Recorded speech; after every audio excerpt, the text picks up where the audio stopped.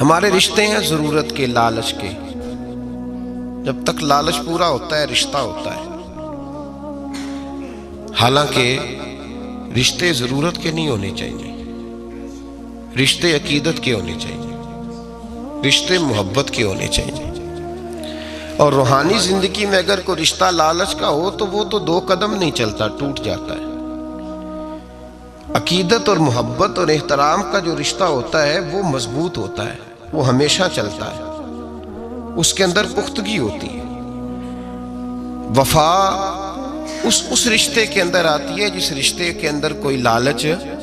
ہمارے زمانے کے اندر یہ شور ہو گیا ہے کہ کام پیارا ہے چام نہیں پیارا. اس شور نے رشتوں میں کمزوری ڈال دی ہے، دراڑیں پیدا کرتی ہیں. ہم لوگوں کو پیار ہو گیا ہے سامنے والا کتنا، اور جب تک ہمارے کام کا کوئی شخص رہتا ہے تب تک ہمارا تعلق بھی رہتا ہے، اور جب وہ ہمارے کام کا نہیں ہوتا تب تک ہمارا اس کے ساتھ تعلق ٹوٹ جاتا ہے. یاد رکھیے میرے بھائی، جب رشتے کی یہ بنیاد ہو نا پھر اس میں وفا نہیں ہوتی. پھر اس میں وفا، آپ کہتے ہیں سامنے والا وفا نہیں کر رہا، تو بھائی وفا کی بنیاد ہی نہیں تھی یہ رشتہ. رشتے لگانے کا لوگوں کو بہت شوق ہے، حالانکہ رشتہ لگانا اتنا مشکل نہیں جتنا نبھانا مشکل ہے.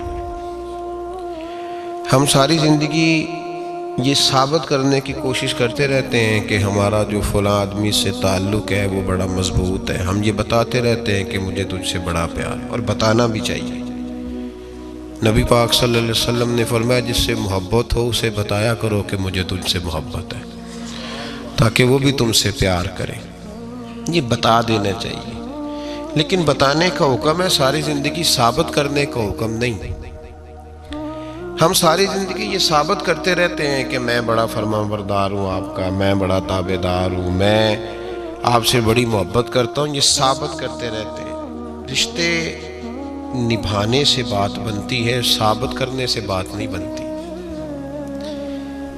ایک تعلق کا پودا آپ نے لگایا زمین میں، چھوٹا سا پودا، اس کے سامنے کھڑے ہو کے آپ سارا دن کہتے رہیں کہ وہ پودے مجھے تجھ سے بڑی محبت ہے، میں تجھے بڑا چاہتا ہوں، میرا تیرے ساتھ بڑا رشتہ ہے، میرا تیرے ساتھ بڑا تعلق ہے. سارا دن پودے کو یہی کہتے رہے.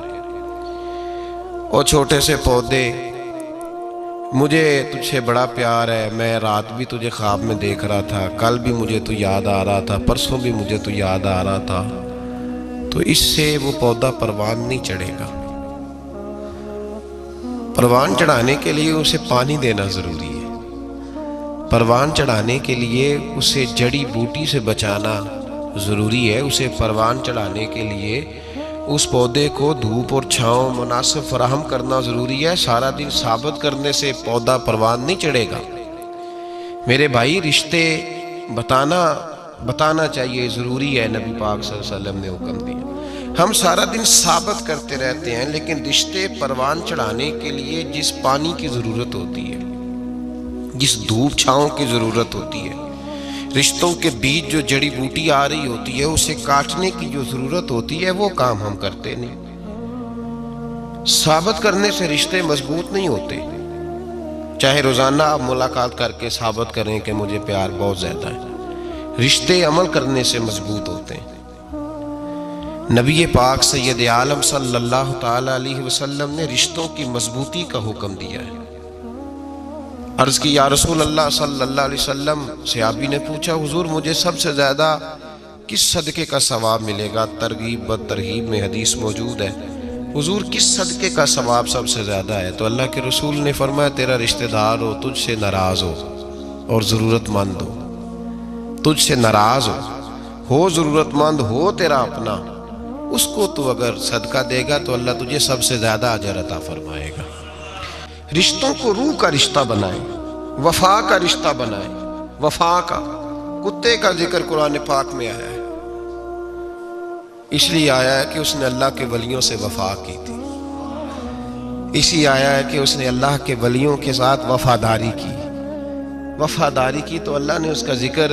قرآن ایک بادشاہ تھا. بادشاہ جو ہوتے تھے ان کے اپنے اپنے مزاج ہوتے تھے. اس بادشاہ نے 4 5 6 کتے رکھے ہوئے تھے، اور کتے بڑے بڑے کتے تھے، اور بڑے وہ خونخوار کتے تھے، چیر پھاڑ کھا جاتے تھے، شیر جتنے ان کے قد تھے۔ بادشاہ تھوڑا سا کسی آدمی سے ناراض ہوتا نا، تو ایک بہت بڑے پنجرے کے اندر ایک بہت بڑا سلاخوں کا گھر اس نے بنایا ہوا تھا، اس میں کتے ہوتے تھے، اور کتے کو جب باندھ کے رکھا جاتا ہے تو زیادہ زہریلا ہو جاتا ہے، وہ زیادہ اس کے اندر کرواہٹ آتی ہے، زیادہ کاٹتا ہے۔ اس نے قید کیے ہوئے تھے، کتے تو بڑے زہریلے تھے۔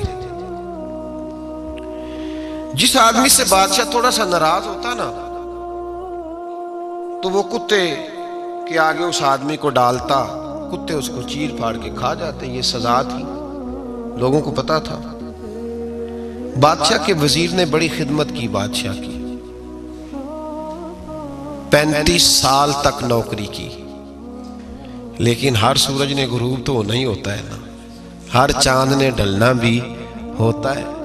اب بوڑھا ہونے لگا، وہ جو مضبوط حافظہ تھا وہ کمزور ہونے لگا، ہلکی ہلکی غلطی۔ بادشاہ مزاج کا بادشاہ تھا، پر نہیں سمجھ میں آیا، تو میں نے کہا کہ لوگ کہتے ہیں ہمیں کام پیارا ہے، چم نہیں، تو رشتہ وفا کا تھا ہی نہیں۔ وزیر سمجھنے لگا کہ اب نہ میں بھی غلطیاں کرنے لگا ہوں، تو ایسا نہ ہو کسی دن میں بھی ان کتوں کا شکار ہو جاؤں۔ اس نے بادشاہ سے کہا کہ بادشاہ، مجھے آہستہ آہستہ معذرت کرنے لگا، قدم ہٹانے لگا کہ مجھے چھٹی دے دی جائے، اب میں بوڑھا ہو گیا ہوں۔ لیکن اس نے کہا نہیں نہیں، جب تک میری طبیعت نہیں مانتی تم نہیں جا سکتے۔ مطلق العنان لوگ تھے، وزیر خاموش ہو گیا، پریشان رہنے لگا، غلطی ہو گئی ہے تو پھینک دے گا۔ ایک تجویز اس کے ذہن میں آئی، وہ جو پنجرے، کتوں کے پنجرے پر محافظ بیٹھا تھا نا، جو ان کو کھانا ڈالتا تھا، روٹی ڈالتا تھا، گوشت دیتا تھا، اس کو ایک دن کہنے لگا یار تیری ڈیوٹی ہے سارا دن کتوں کو کھانا دینے کی، گوشت دینے کی، تو 2 4 دن ڈیوٹی مجھے نہیں دیتا؟ کہ تو لے لے، میں تو پہلے پریشان ہوں، سارا دن ان کی دیکھ بھال کرتا ہوں۔ اس نے کچھ تھوڑا سا گوشت لیا، پنجرے کے باہر کھڑے ہو کے کتوں کو ڈالا۔ اگلے دن تھوڑی روٹیاں لے آیا، کتوں کو ڈالی۔ 2 4 دن، ہفتہ، مہینہ، سال بھر، جتنا اس کو موقع ملا وہ دن بھر خدمت کرتا۔ بس وقت ایک دن آ گیا، بادشاہ کو کوئی بات اچھی نہ لگی، اس نے کہا اس بڈھے کو اٹھاؤ اور ڈالو کتوں کے پنجرے میں، ساری زندگی یہاں رہا، اسے ابھی تک نہیں پتا چلا میرے مزاج کا۔ جب اٹھا کے پنجرے میں ڈالا نا، تو بجائے اس کے کہ کتے اسے کاٹ کھاتے، وہ اس کے پیر چومنے لگے، وہ پیر چومنے لگے، ہاتھ چومنے لگے، چاٹنے لگے۔ تو بادشاہ اب سامنے کھڑا تھا نظارہ دیکھنے کو کہ چیر پھاڑ کرتے تو خوش ہوا کرتا تھا، خونخوار درندے جیسی اس کی طبیعت ہو گئی۔ جب دیکھا وہ پیار کر رہے ہیں، تو بادشاہ وزیر سے کہنے لگا یہ کیا ہے؟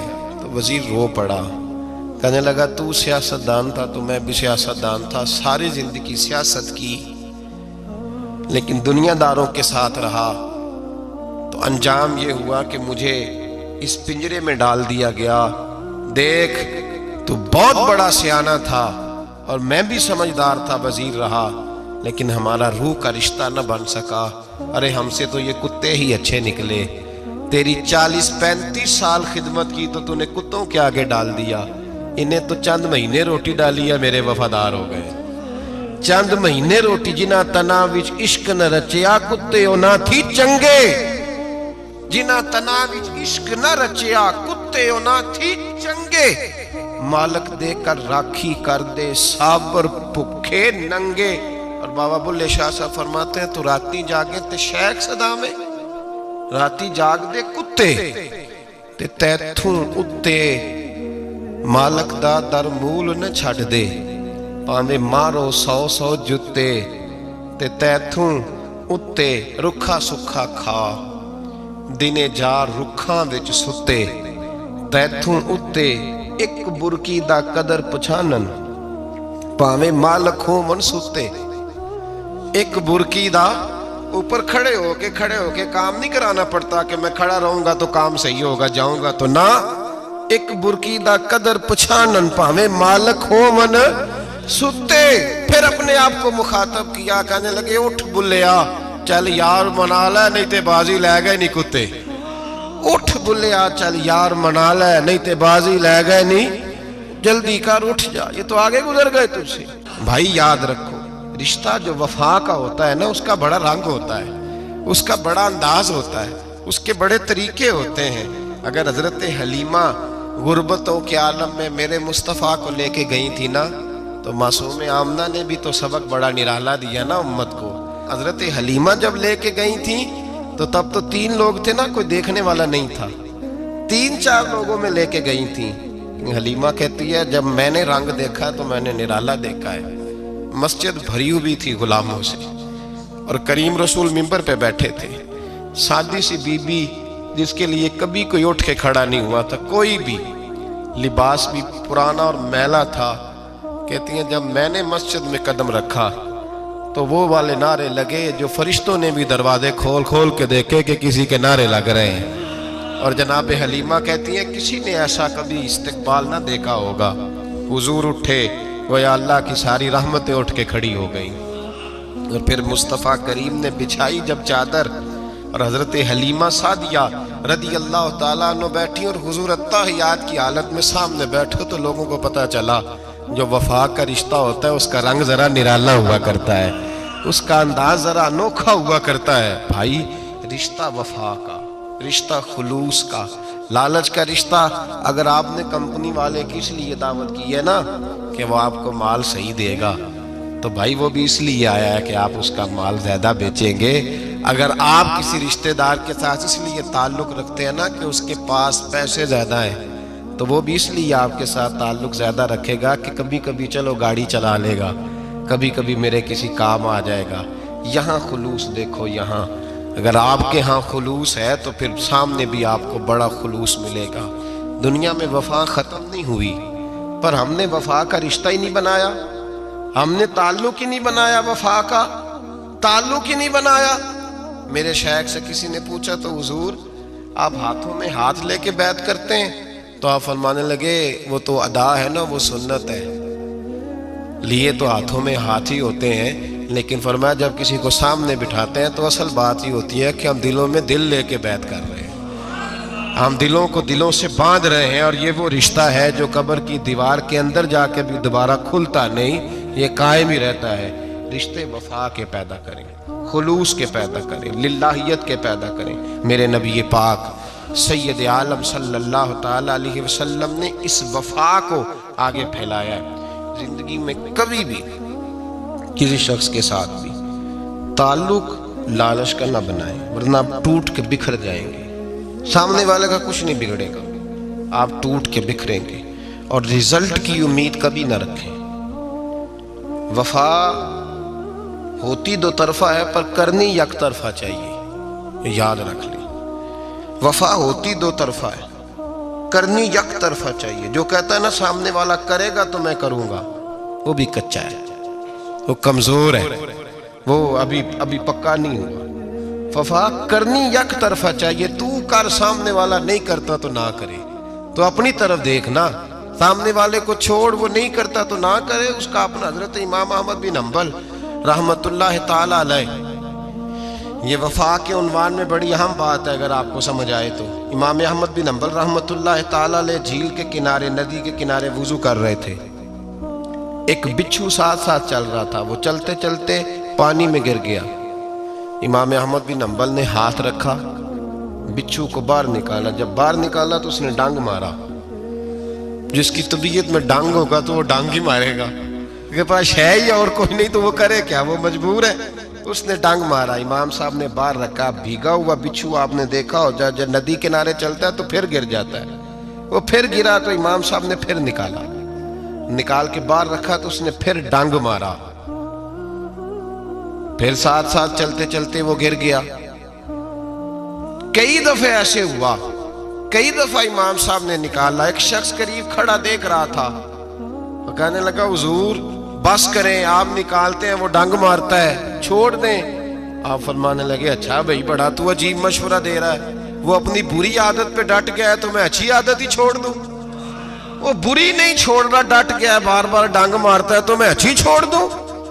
آپ اپنی طرف دیکھیں گے، ہماری طرف سے کوئی کمی نہیں آنی چاہیے، سامنے والا جانے، اس کا کام جانے، وفا کا رشتہ مضبوط رکھیں، دوستی کا تعلق مضبوط۔ میاں صاحب نے کہا چنگی مندی سجنا کولو 100 واری ہو جاتی، کتنی واری؟ پکی گل ہے نا جی، کتنی واری؟ میاں صاحب نے کہا ہے 100 واری، ہم تو ایک باری بھی معافی دینے کو تیار نہیں۔ چنگی مندی سجنا کولو، ایسے نہیں آنے جانے والے سے نہیں، اس کے معاملے میں تو ہم خوددار ہیں نا، ہر ایک سے نہیں سنتے، وہاں تو ہم خوددار ہیں۔ سجنا کولو چنگی مندی سجنا کولو 100 واری ہو جاندی، یار یاراں دا گلا نہیں کر دے اصل پریت جنہ دی۔ اور پھر یہ بھی کہتے ہیں پانی پرن سہیلیاں رنگا رنگ کڑے، اسی پریا اس دا جانیے جس دا توڑ چڑھے، پریا اس دا جانیے جس دا، یاد رکھ لیں، پریا اس دا جانیے جس دا۔ مزہ تب بھی ہے کہ حضرت ابو بکر صدیق کا جنازہ روضہ رسول پہ رکھا جائے تو مصطفیٰ کریم کا دروازہ خود بخود کھول جائے اور حضور فرمائے لاؤ دوست کو دوست کے ساتھ ملا دو، پانی پرن سہیلیاں تے رنگا رنگ کڑے، پریا اس دا جانیے جس دا توڑ۔ رشتوں کو ثابت نہ کریں، رشتوں سے وفا کریں، ثابت نہ کریں میرا بڑا رشتہ ہے، آپ پتہ چلنا چاہیے کتنا رشتہ ہے۔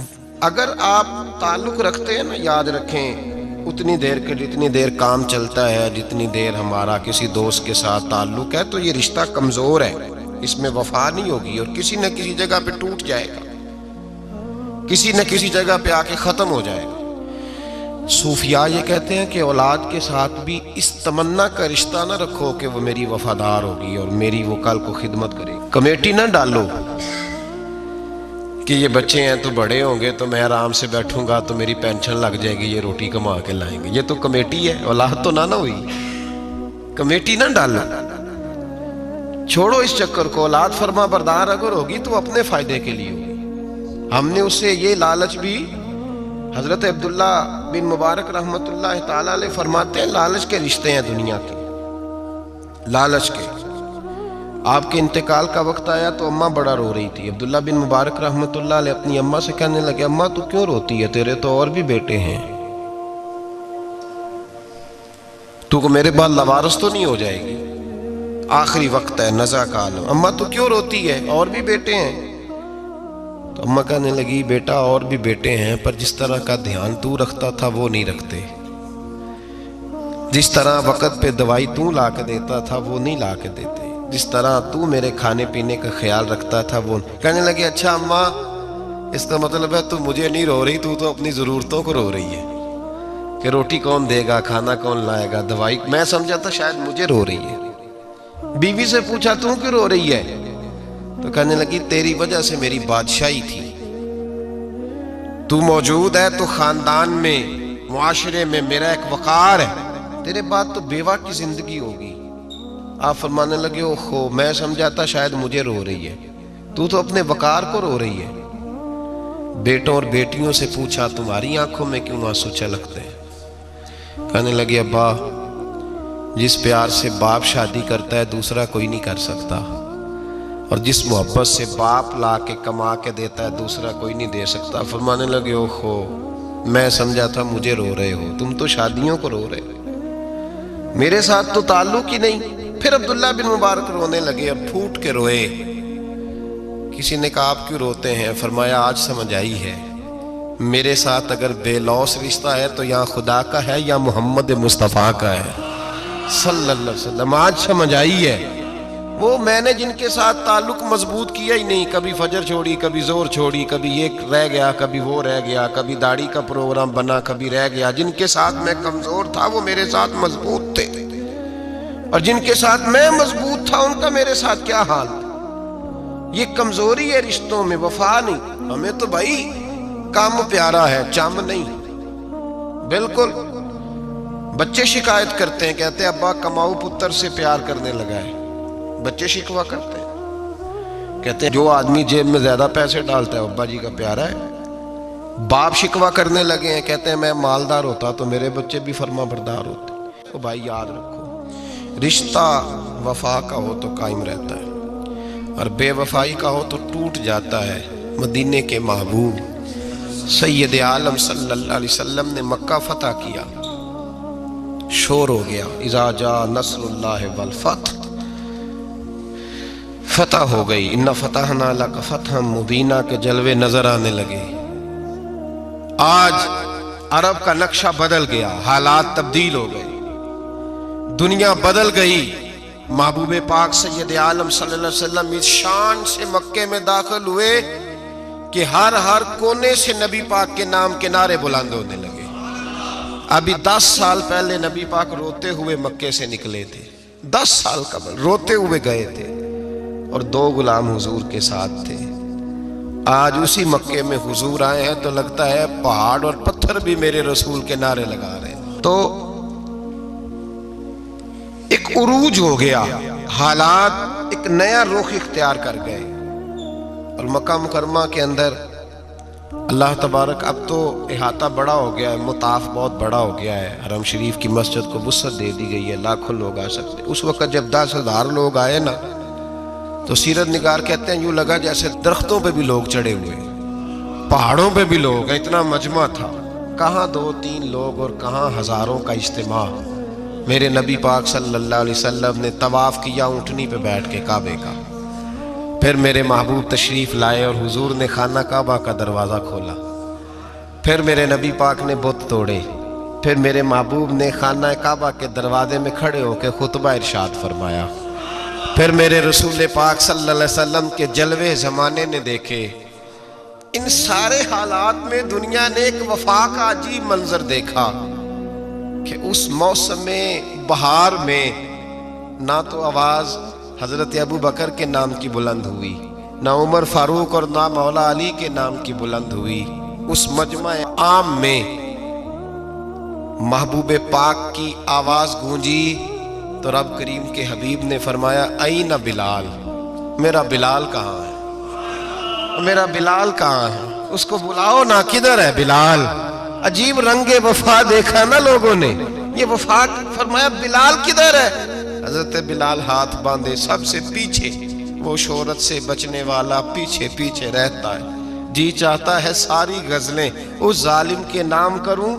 پیچھے تھے حضرت بلال رضی اللہ تعالیٰ عنہ، دوڑے حضور میں حاضر ہوں، فرمایا ادھر آ یار، کعبے کی چھت پہ تو چڑھ ذرا، آذان تو سنا۔ ایک صحابی حضور کے کان میں بولے، اور یہ بھی حکمت الہی تھی کہ وہ بولے، حضرت بلال کی شان ظاہر ہونی تھی، کان میں کہا یا رسول اللہ کافر پہلے ہی مر گئے، پہلے ہی کوئی حال نہیں ان کا، آج تو بالکل ہی ختم ہو گئے حضور، آج آپ کا سکہ چل گیا ہے، بلال کے بڑے دشمن ہیں، بلال کو رہنے دیں، کوئی اور نہ آج اذان دے دے۔ کان میں بات کہی تھی، چاہیے تھا جواب بھی کان میں آتا، پر معصوم آمنہ فخر آدم و بنی آدم وفا کا خطبہ پڑھنے لگے، وفا کا خطبہ شروع ہوا۔